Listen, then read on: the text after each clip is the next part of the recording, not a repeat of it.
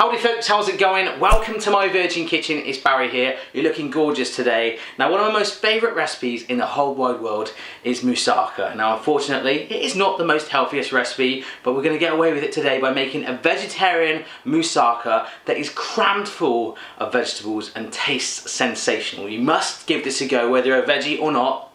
Let's do it. For this recipe, we're using some sliced up courgettes, a sliced up aubergine, some sliced new potatoes. I've kept the skin on, but that's optional, completely up to you.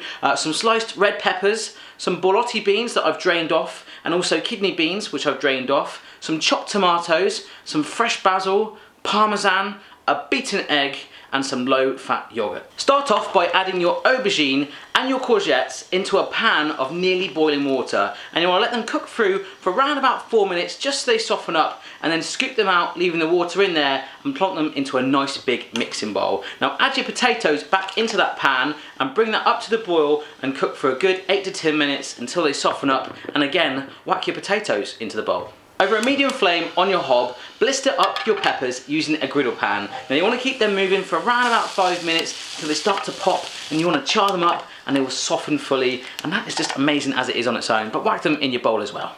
Now I don't know if you've noticed, but we're effectively making a vegetarian mothership right there, and for me, I never used to like vegetarian food, but what I found is you can really make some amazing dishes. So even if you're not a vegetarian, you should really try this out. Amazing stuff. So into our giant bowl, add in your chopped tomatoes, both sets of beans, give it a nice little sprinkling of cinnamon and pepper, as much or as little as you like.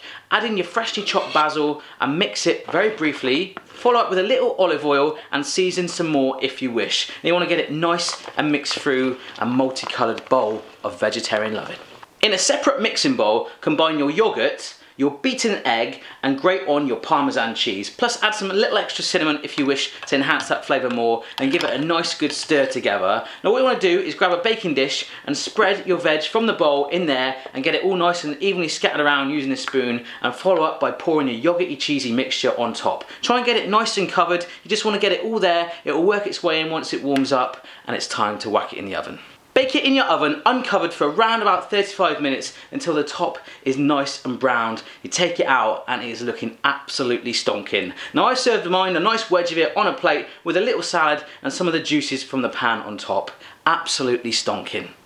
Oh my goodness guys, I have nearly finished my portion right there. It's amazing because I've still got enough for at least 3 or 4 other people at the very least, so Mrs. Barry and the kids will be tucking into that. It is flavour packed in there. The blistered peppers are sort of riding it, they're sort of leading the charge, but you've got the courgettes, the aubergines all working together with the beans, tomatoes and peppers. One thing that you did see that I did on there that I didn't mention was putting that cheesy layer on before the sauce. That is completely optional, but it really does help work it all around, and it will taste just as good, probably even better. I don't even know why, but it will taste just as good reheated. So if you have a go at this recipe, send me a picture at my Virgin Kitchen.